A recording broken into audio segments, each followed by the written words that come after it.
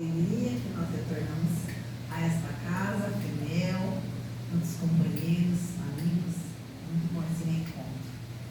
Então nós vamos falar de Jesus e a última ceia. Eu gostaria que nós vamos fazer um retrocesso, como se a gente voltasse no tempo. Nós já ouvimos a parábola do semeador, como se a gente voltasse no tempo na época do Cristo.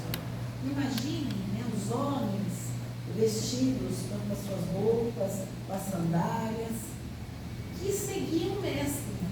E ele tinha uma grande revelação nesse momento, que foi a última ceia, nesse momento tão doloroso, tão esclarecedor para nós, que o Cristo, ele sabia o que adviria após essa última ceia. Ele sabia do seu propósito de vida, Muito embora o final tão triste, mas o propósito era a perpetuidade, porque o Cristo foi humilhado, o Cristo foi crucificado, mas a sua mensagem persistiu até os dias de hoje. Então, todo esse cenário, ele retornou para aparecer para as pessoas e dizer, principalmente para Maria Madalena, para todos os apóstolos, ele materializou para dizer que a morte não existe, que a morte é só do corpo. Então, Cristo, com a trajetória terrestre, nos deixou esse legado a tal ponto que dividiu o calendário em antes e depois do Cristo. Tal foi o impacto da sua vida à terra. Então, Jesus, em cada reunião com os apóstolos, nas suas parábolas, que eram histórias em forma de ensinamento, ele deixou muitos ensinamentos. Às vezes parece uma coisa simples, mas quando nós estudamos o conteúdo, o contexto, então é muito maior do que a simples história. E essa passagem da última ceia, eu tirei do livro do Boa Nova, de Humberto de Campos, psicografia de Chico Xavier.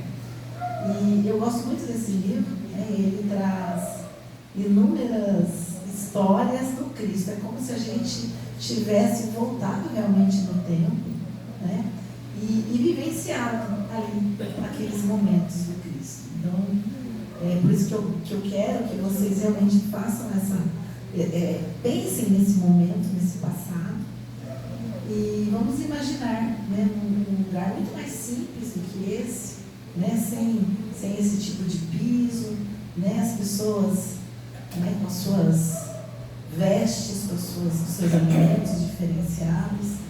Então, esse é um momento que o Cristo esteve conosco.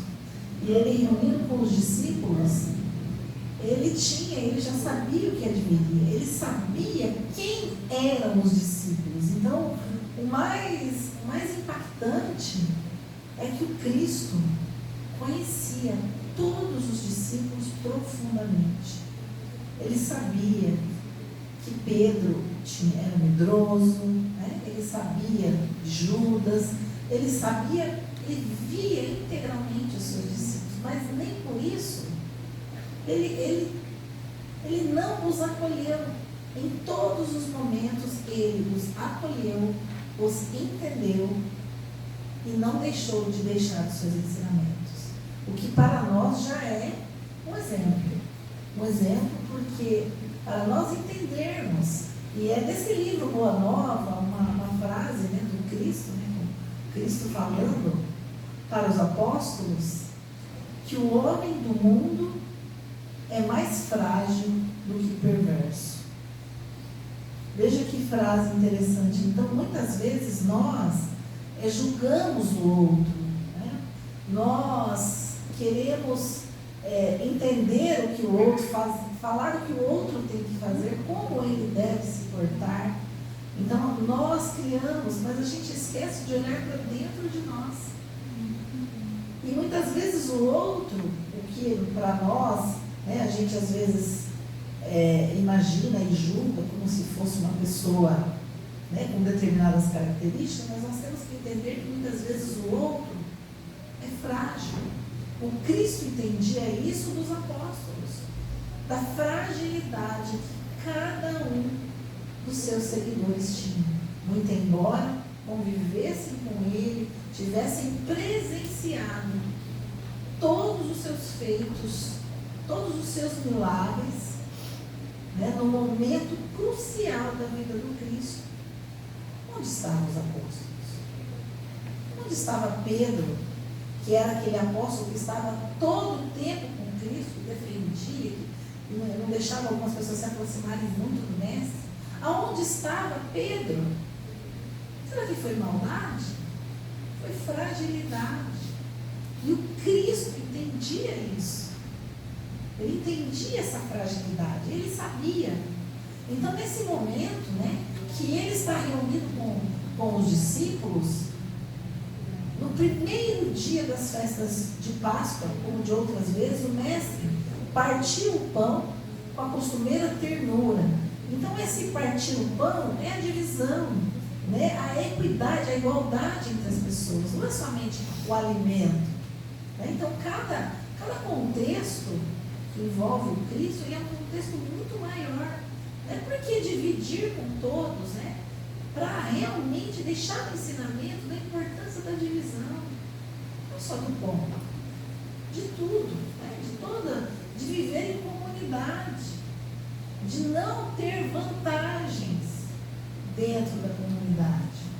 Seu olhar, contudo, embora sem trair a serenidade de todos os momentos, apresentava um misterioso fulgor, como se a sua alma, naquele instante, vibrasse ainda mais com os altos planos do invisível.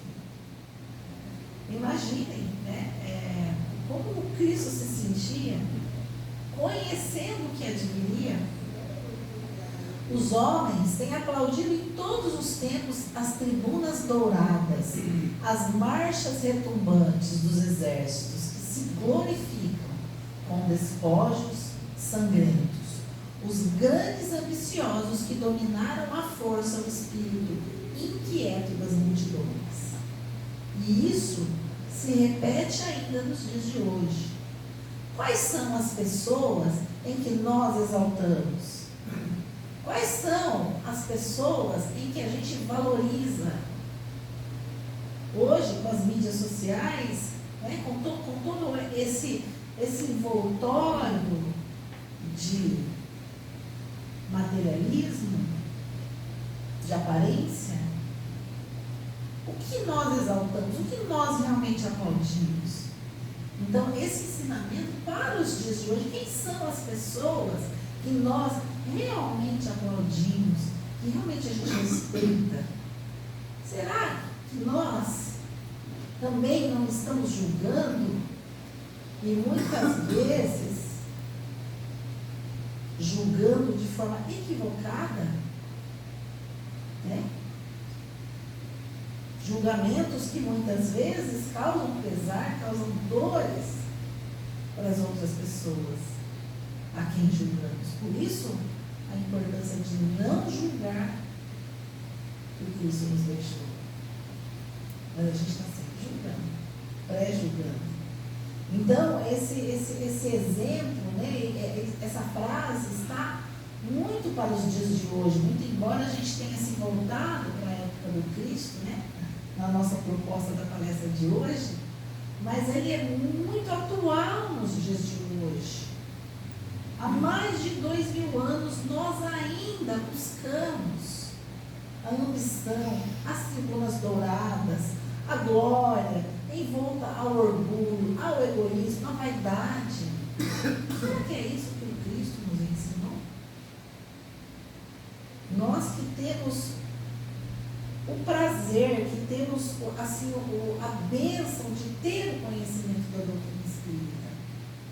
Essa doutrina que abre para nós um portal de eternidade, que abre para nós um portal, uma janela imensa de explicações, de conceitos que para as pessoas que não têm o conhecimento são muito difíceis. Volta e meia, algumas pessoas vêm me perguntar, né, que nós somos espíritas de outras religiões, como o espiritismo encara, mas como? Ah, mas a gente vai para onde depois que morrer? Fica onde? Como fica? Né? E não é uma explicação que você faz em 5 minutos. Né? Quando a pessoa começa a fazer perguntas para a gente, aquela resposta ela vai, né, fala, nossa, aí a gente percebe, né, com essas perguntas a gente tem que responder, a gente percebe a grandiosidade da doutrina espírita. Olha que bênção que é nós termos esse conhecimento da doutrina. Né? O conhecimento que é um consolo para nós. Além da doutrina ser filosofia, né, além de ser religião, ela é ciência. Vejam que conjunto de conhecimentos que envolvem a doutrina, cada vez mais incorporados por ciência médica, por pesquisas. Então, nós temos aqui, né, nessa casa, a oportunidade de aprendermos muitas coisas em todas as casas, que é um pedacinho do céu. Né? A gente está aqui de um pedacinho do céu. Então, Jesus, nessa última ceia, ele vai esclarecer os discípulos. Eu vim de meu Pai para ensinar como triunfam os que tombam no mundo. E justamente ele faz essa referência, porque para nós que somos espíritas, nós sabemos a pequenez de uma existência. De tombar ou não uma existência é muito relativo aos olhos das glórias, né, aos olhos dos triunfos ou aos olhos da espiritualidade. Então a gente relativiza muito esse tombar, porque para a sociedade, para as redes sociais, o triunfo são os holofotes. Mas e para nós que somos espíritos eternos? Quais são os nossos triunfos? Quantas pessoas triunfam dia a dia, talvez escondidas nos seus lares, zelando e cuidando de filhos limitados, acamados? Quantas luzes que jamais foram conhecidas pelos holofotes, mas que triunfam perante a eternidade. É tão relativo pensar no triunfo, né? Então o Espiritismo nos dá qual é o triunfo que buscamos, espiritual, eterno. A vida terrena ou a eternidade?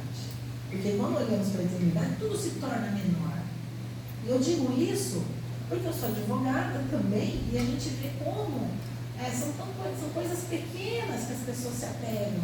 Mas quando você tem o conhecimento da eternidade, né, patrimônio, coisas, brigas em família, que dividem famílias, quando na verdade nada disso nós vamos levar. O que nós vamos levar? Quais são os nossos triunfos?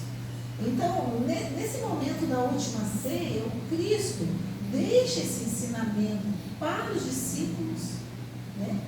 E para nós, evidentemente, até os dias de hoje. Estão cumprindo um sagrado dever de amor, como mensageiros de um mundo melhor, onde reinam o bem e a verdade. Não vos perturbeis com as minhas afirmativas, porque, em verdade, um de vós outros me há de trair. Aquele burburinho, né? Quem será? Quem será que vai trair o mestre, né? Quem serei eu? Né? Imagina todos ali. As mãos que eu acariciei voltam-se agora contra mim. Todavia, minha alma está pronta para a execução dos desígnios de meu Pai. Quantas vezes nós viramos as costas para pessoas que nos apoiaram aqui, na nossa casa, na nossa casa familiar? Quantos de nós não reconhecem o valor do outro? Quantos de nós viram as costas quando o outro precisa, mas aquele a quem viramos as costas foi o que nos apoiou? Então é isso que Cristo está nos ensinando. Então nós também, dia a dia, quando tomamos atitudes desta índole, nós também somos traidores das leis divinas, do que o Cristo nos trouxe. Quando a gente pensa só em nós, esquece do coletivo. Quando a gente pensa naquela crítica, né? Em criticar o outro, mais em criticar do que em elogiar, nós estamos sendo traidores do amor, da caridade, da bondade, da benevolência. Então Cristo deixa para nós, né, nesse momento, vários ensinamentos para que a gente traga para os dias de hoje. A pequena assembleia fez-se lívida, com exceção de Judas, que entabulara negociações particulares com os doutores do templo, faltando apenas o ato do beijo, a fim de consumar-se a sua definição. Ninguém poderia contar com as palavras amargas do Messias. Quantos de nós confabulamos contra companheiros, na maledicência? Se a pessoa vem para mim e fala mal de outra, porque quando ela fala do outro, ela fala mal de mim. Então nós não podemos compactuar com as críticas, até porque a gente nunca sabe o que realmente é verdadeiro. Então, se nós compactuamos, nós estamos traindo a confiança de Deus. Né? Então, a importância da gente ter esse discernimento, principalmente nós, que somos espíritas, que sabemos que nós nunca estamos fazendo isso. Para cada ato, cada pensamento, cada ação, nós temos a companhia dos espíritos. Então, nós nunca estamos sozinhos. Então, quando a gente toma uma atitude menos feliz, ela foi potencializada, né, pelos espíritos que estão ao nosso lado. Então, nós precisamos prestar muita atenção. A qual espírito nós vamos dar ouvidos? Penosa sensação de mal-estar se estabelecera entre todos. O filho de Iscariotes fazia o possível por dissimular as suas dolorosas impressões, quando os companheiros se dirigiam ao Cristo com perguntas angustiosas. Quem será o traidor? Disse Felipe, com estranho brilho nos olhos. Serei eu? Indagou André ingenuamente. Mas afinal, objetou Tiago, filho de Alfeu, em voz alta, onde está Deus que não conjura semelhante perigo? Ele já está questionando, mas por que Deus permitiu isso, né? E aí o Cristo, Tiago, faze calar a voz da tua pouca confiança na sabedoria que nos rege destinos. Uma das maiores virtudes do discípulo do Evangelho é a de estar pronto ao chamado da providência. E nós, muitas vezes, quando vem a adversidade, a doença, a perda de entes queridos, o que nós fazemos? Ah, por que eu? Poxa, comigo, né? Eu estou lá no centro toda semana, por que comigo? Porque nós somos discípulos do Evangelho e nós temos um conhecimento que nos pacifica o coração, que nos responde as mais profundas perguntas. Então, devemos estar prontos ao chamado da providência, ao testemunho da fé, ao testemunho através da doença, ao testemunho através da perda de entes queridos. Inúmeros, né? O testemunho muitas vezes de intrigas a que somos colocados injustamente, fofocas. Então nós somos chamados pela providência divina, não importa onde e como seja o testemunho de nossa fé. O essencial é revelarmos a nossa união com Deus em todas as circunstâncias, sem revolta, sem, mas por que comigo? Não, aceitar humildemente o que foi determinado pela providência. Compreendo a vossa exortação e rogo ao Pai a necessária fortaleza de ânimo, Mas por que motivo será justamente um de vossos discípulos o traidor de vossa causa? O que é mais doído, né? Quando você tem um trabalho, várias pessoas comprometidas, e aí tem uma pessoa que às vezes causa maledicência e acaba separando todo mundo. É triste, né? E acontece. Acontece porque de todo o trabalho do bem, as trevas também estão atuando. Né? Então ali com os discípulos não era diferente.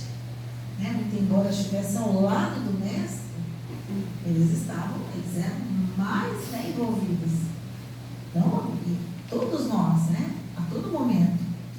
O escândalo desabrochará em nosso próprio círculo bem amado, mas servirá de lição a todos aqueles que vierem depois de nossos passos. Serve de lição para nós.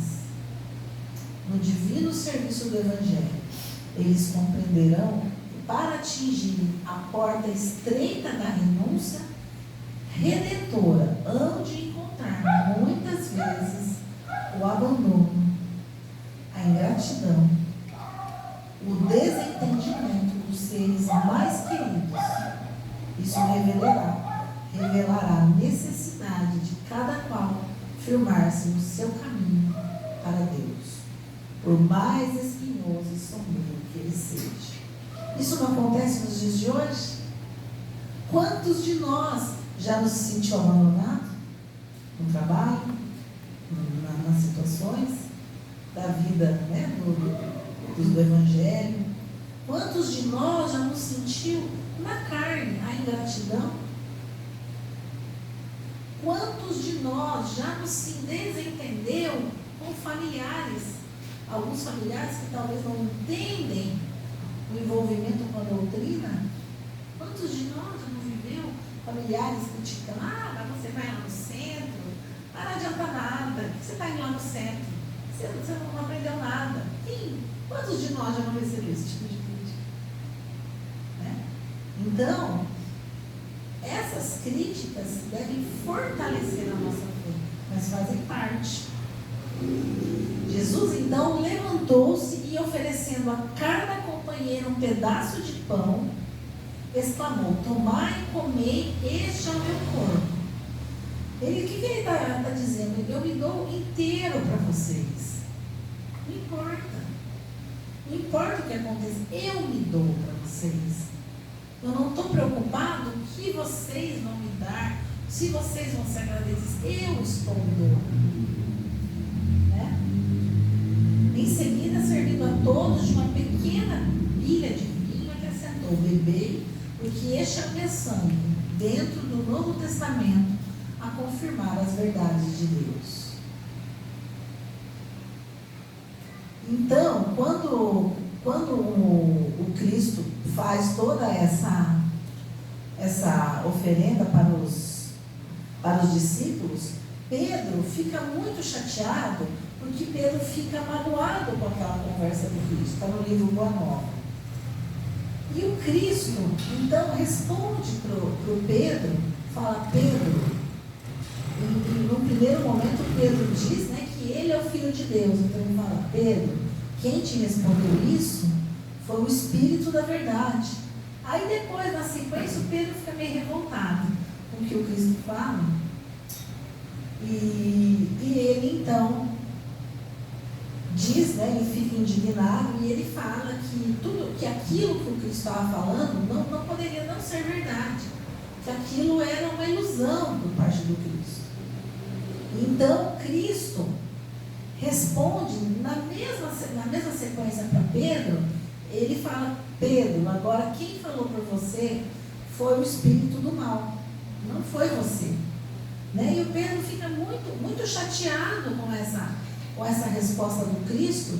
Mestre, que venha a ser isso, né? Porque eu, né, que te amo tanto, por que você respondeu? Então ele ficou magoado, porque o Cristo havia respondido naquela forma áspero, ele foi duro com Pedro naquele momento. Também para que o Pedro entendesse, porque ele dá o exemplo de nós, a gente, em determinado momento, a gente está lá, só luz, né? mas só que passou os minutos, né? Já está lá embaixo.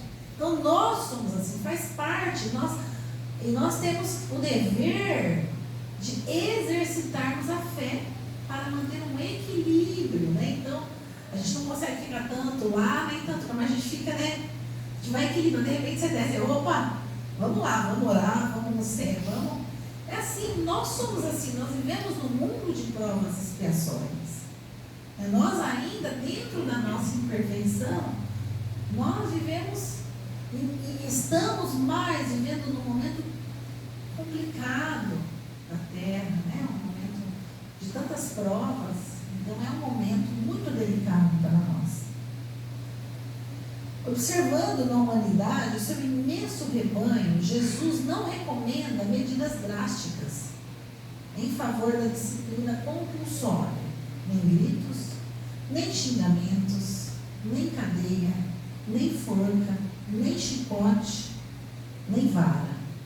Amados, disse Jesus com emoção, está muito próximo o nosso último instante de trabalho em conjunto e quero reiterar-vos as minhas recomendações de amor, feitas desde o primeiro dia do apostolado. Este pão significa o banquete do Evangelho.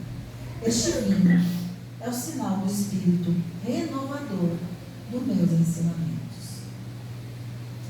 Imenso é o trabalho da redenção, mesmo porque temos outras ovelhas que não são deste aprisco, ovelhas que não são deste mundo, desse planeta. Mas o reino nos espera com sua eterna luminosidade. Então nós entendemos, né? Porque dentro dos princípios da doutrina está o que? A pluralidade dos mundos habitados. Então Cristo veio à Terra com esse propósito de trazer a boa nova, mas ele foi para outros mundos.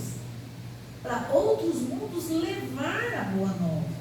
Ele deixou o seu recado, né? Ele deixou toda a sua mensagem. Mais do que isso, Cristo deixou para nós a mudança na psicosfera da Terra, porque ao reencarnar o Cristo, com o seu magnetismo, ele imprimiu na Terra todo esse magnetismo, envolvendo a Terra de tal maneira, onde a Terra modificou a sua psicosfera, muito embora ainda o mundo de provas e expiações. É interessante que tem um livro que é muito bacana, que conta, né, de espíritos vindos de outros planetas mais evoluídos que a Terra, né, de cocheiro. E tem um livro muito que chama O Amor Venceu. É muito lindo esse livro, e ele conta a história então de dois espíritos que eles viviam nesse mundo. Era um mundo que estava muito evoluído, só que eles não tinham evoluído ainda. Eles eram donos de um grupo farmacêutico, tinham descoberto um medicamento que aumentava a expectativa de vida. As pessoas estavam vivendo quase 200 anos nesse mundo. E aí o que aconteceu? Eles evoluíram intelectualmente, mas não moralmente. Um deles, assassinou o outro para ficar com tudo.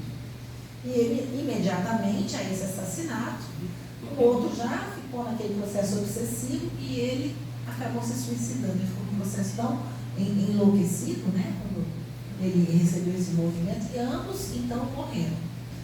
E aí eles foram enviados para a Terra, mas para a Terra, quando a Terra ainda era um mundo bem mais primitivo.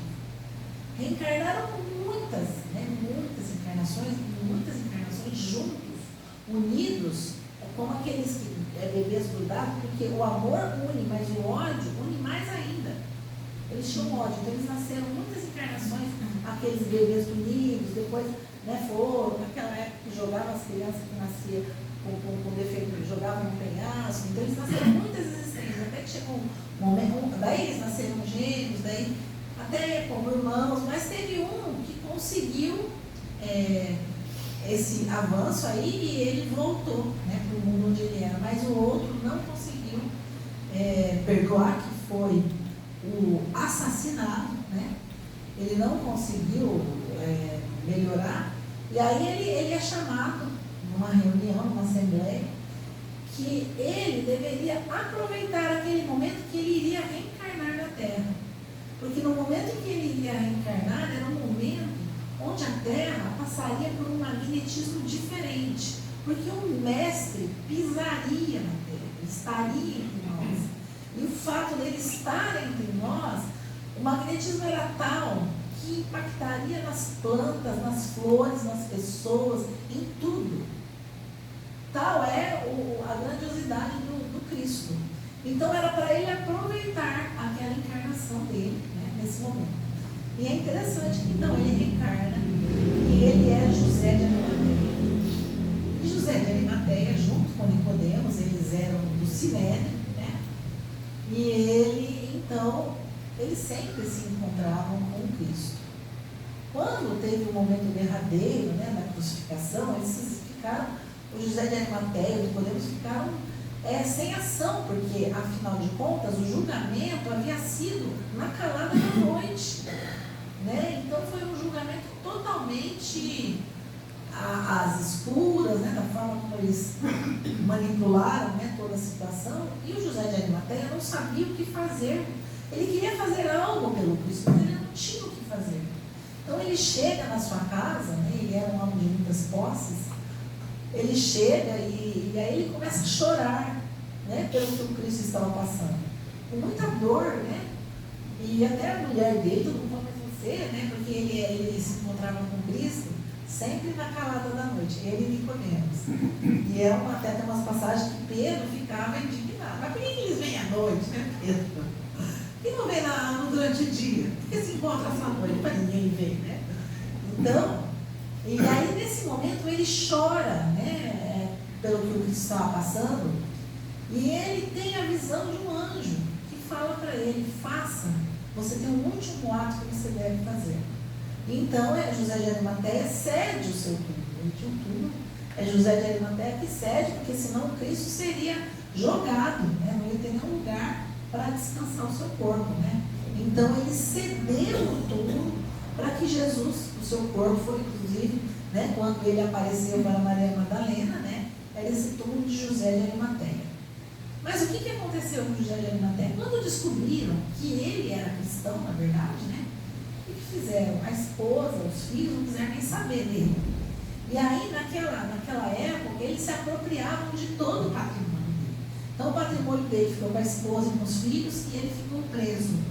Durante anos, ele ficou 20 anos preso, né, até que veio um outro rei que conhecia e entendia a habilidade que José de Arimateia tinha para negociar. Ele era um grande negociante, ele tinha navios, né, ele negociava mercadorias. Então, esse rei chamou, né, o José de Arimateia, né, para conversar se ele então poderia ser um negociante do reino.